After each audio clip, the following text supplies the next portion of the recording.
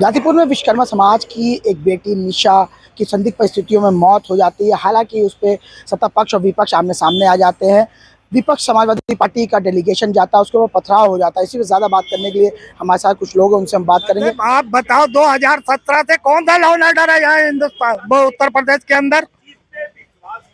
Law and order कहाँ है हिंदुस्तान में? वो उत्तर प्रदेश के अंदर महिलाएं सुरक्षित नहीं है, व्यापारी सुरक्षित नहीं है, आदमी कोई आम आदमी सुरक्षित नहीं है। हमें मुद्दों पे लाइए ना, शिक्षा रोजगार। तो कहते हैं कि इस चौराहे पर अपराध होगा, अगले चौराहे बुलडोजर इमरान मिलेंगे, ऐसा कहते हैं मुख्यमंत्री योगी आदित्यनाथ। कौन सा अपराध और कौन सा बुलडोजर चला देंगे? आप अपराधी तो आप खुद बैठ गए हो। योगी आदित्यनाथ ने कहा था कि उत्तर प्रदेश से अपराध खत्म हो गया, बिल्कुल सही कहा था उसने। अपराधी तो कहीं खून छुप हो गए, अपराधी खुद सत्ता में बैठ चुके, जिसका मुखिया नरेंद्र योगी आदित्यनाथ है। ये खुद गुंडे बैठ चुके हैं सत्ता पर। तो अब ये क्या खत्म करेंगे? गुंडागर्दी या दहशतगर्दी क्या खत्म करेंगे? जो लोग खुद निहत्तों पर वार करवाते हैं, उनके ऊपर घर पे बुलडोजर चलवाते हैं।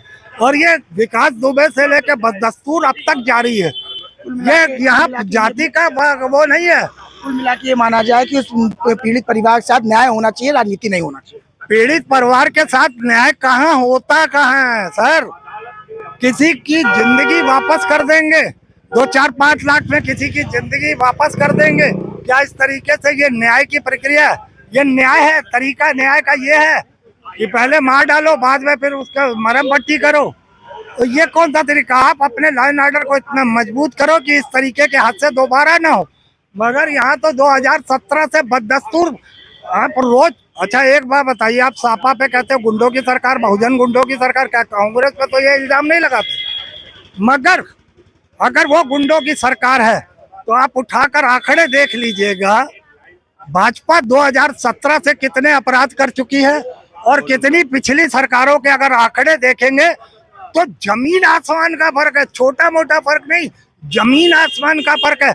जिस सरकार में 2-3 हत्याएं, 2-3 रेप, इस तरीके की चीजें रोजमर्रा की जिंदगी में हो रही हूँ, किसी एक आध दिन को छोड़ के मैं नहीं कहता, बाकी बदस्तूर जारी है।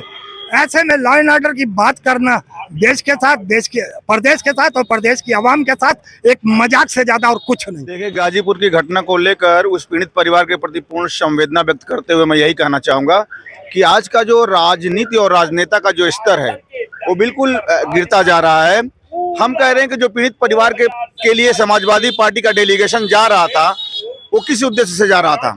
संवेदना व्यक्त करने के लिए, शोकाकुल परिवार के लिए, पीड़ित परिवार के लिए, वेदना उनके सहभागी होने के लिए, संवेदना व्यक्त करने के लिए इस उद्देश्य से गया था।